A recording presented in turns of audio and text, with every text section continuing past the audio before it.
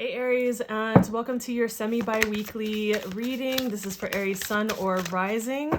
And this, oh, I'm feeling this one right away. Cool. We're doing things a little bit differently for this particular full to new moon reading. So these are meant to be shorter than the monthlies, which also are just out. And I'm not including astrology in these videos, but I did just put out a video yesterday for the first half of June for all of the astrology highlights. So that way I could keep these kind of more succinct, right?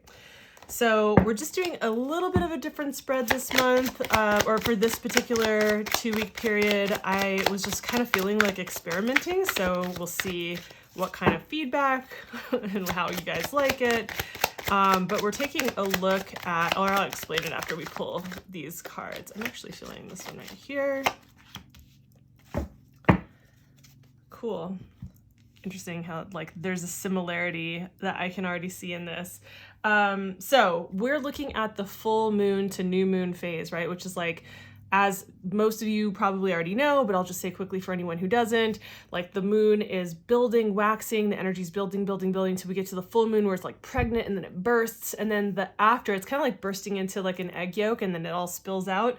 So that's that phase from full to new moon where there is like releasing or letting go of certain things, wrapping certain things up, getting some reflections of like what needs to be tended to in those kinds of areas. So I'm gonna look at for this full moon, and from more of the tropical astrology perspective, I just realized like I'm gonna mostly talk about it from tropical, and then eventually when I have more time, I'll start to incorporate more of the sidereal. But I'll say for right now, this full moon is in Sagittarius in tropical and in Scorpio in sidereal, right? So as feel into whatever relates and feels the best for you. So we're going to take a look at what kinds of beliefs or shadows are kind of hidden or under the surface that are maybe holding you back from moving forward with either projects or certain areas of your life or what you're wanting to build or create in your life at this point, right? And then what kind of spiritual advice is coming through for how to get that energy moving, to start to clear that out, to start to move through that, right? And then we're going to take a look at 2 more cards. We're going to take a look at how can you align your actions, like what you're doing during this period, at this 2-week period of time, with your values and with the life that you're wanting to build for yourself. So just taking a look at that, and then also what other additional spiritual guidance can we get to see how to like move through the next couple of weeks, and how to also help with the previous card that I just talked about. So just feeling into like which deck do I want to use for this. Let's use my new deck. I've been waiting. I'm like, why am I even questioning it? I've been waiting to use this deck. I just cleansed it and everything, and I've been like itching to use it. I'm like, yeah, why isn't this first one? So I also like the color scheme. It just kind of feels like it's really going with this right now. So we're looking at how, again, like how can you align your actions with the life that you say you're wanting to create for yourself and with your values. Okay. Speaking of values, and then we get the 10 of Pentacles. Very cool. And also, what kinds of additional spiritual advice can we get for navigating this next 2-week period of time? Actually, I'm feeling like sticking with that deck. Let's keep going with this one. So, you know, just to assist with like the actions that you're meant to take, but also just to ferry you through the next 2 weeks. Feeling this card here. Okay, cool. All right, so let's take a look here. Oh wait, let's get that all in frame. I didn't realize that wasn't in frame for you guys. Let's start over here with the shadows and kind of like move through this first, and then we'll move down here. So this card actually comes from this deck that I have that is a shadow deck. So it's meant to be, you know, kind of gray and provocative and shadowy, right?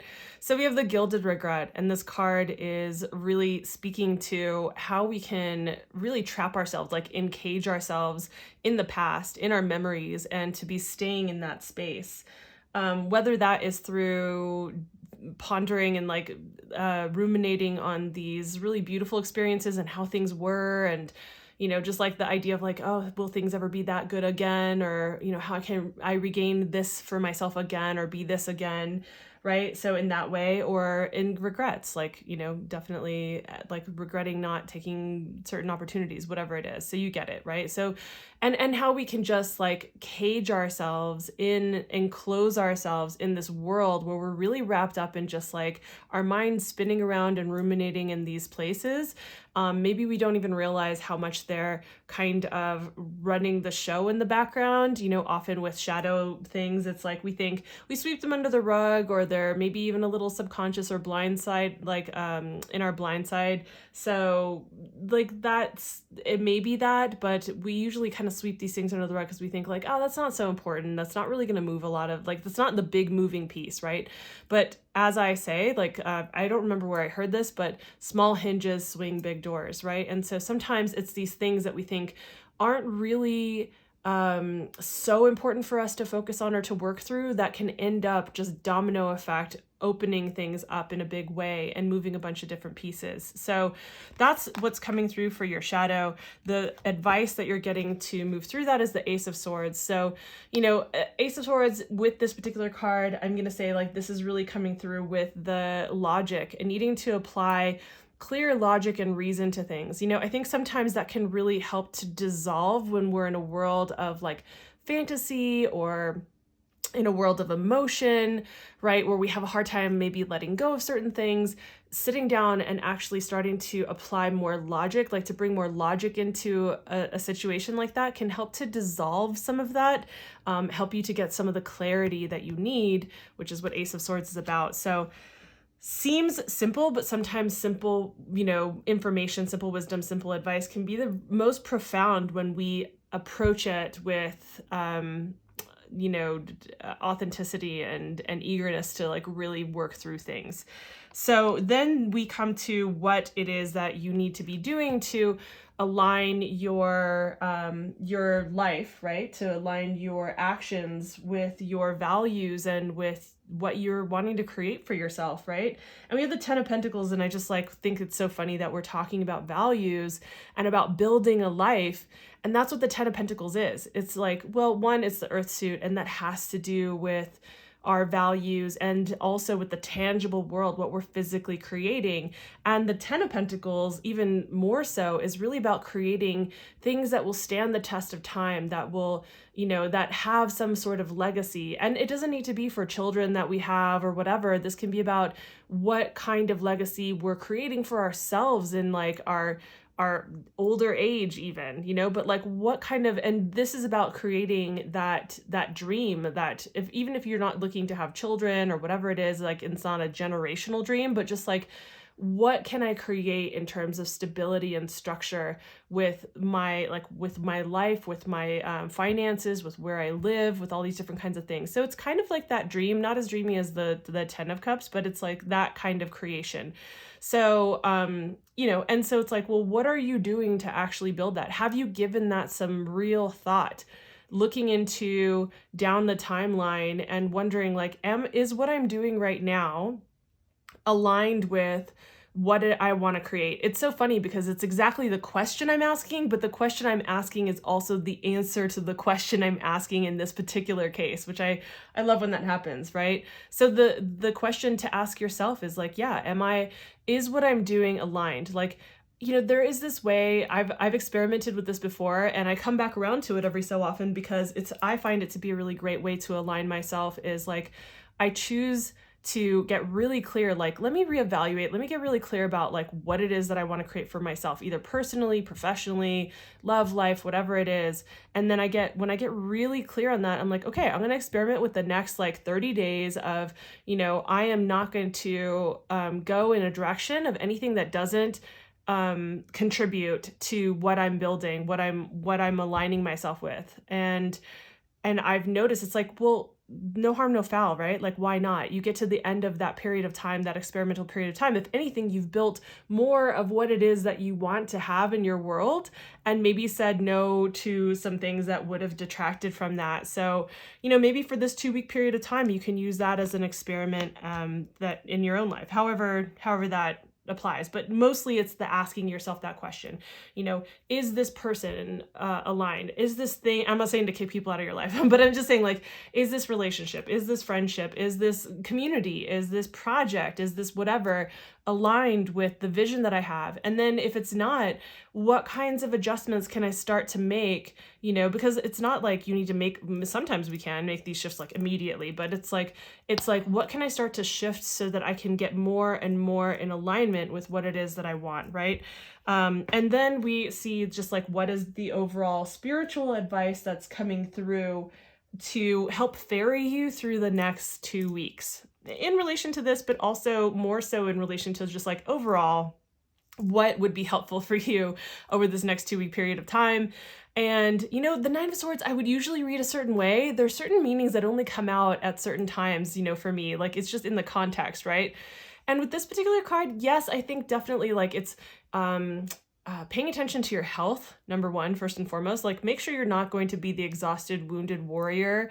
If you have a really busy schedule or you've been going hard, like, take care of yourself, put some self-care on the top of the list, make sure you're drinking enough water, catch up on some rest, relax a little, spend maybe a little time with a couple people that you really enjoy their company, like take care of yourself emotionally, mentally, physically, all the things, right?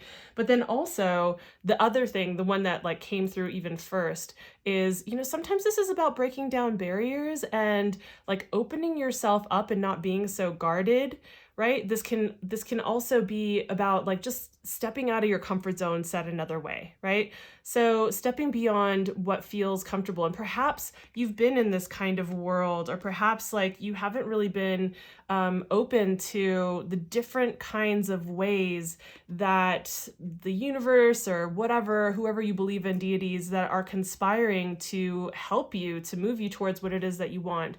So perhaps it's about opening back up, opening your perspective, and also just kind of like, I get the sense that you probably know where you could do with a little dropping some of the guardedness and opening yourself up more to life and to opportunities. But definitely, I also think the taking care of your health part as well. So that's what we have for you.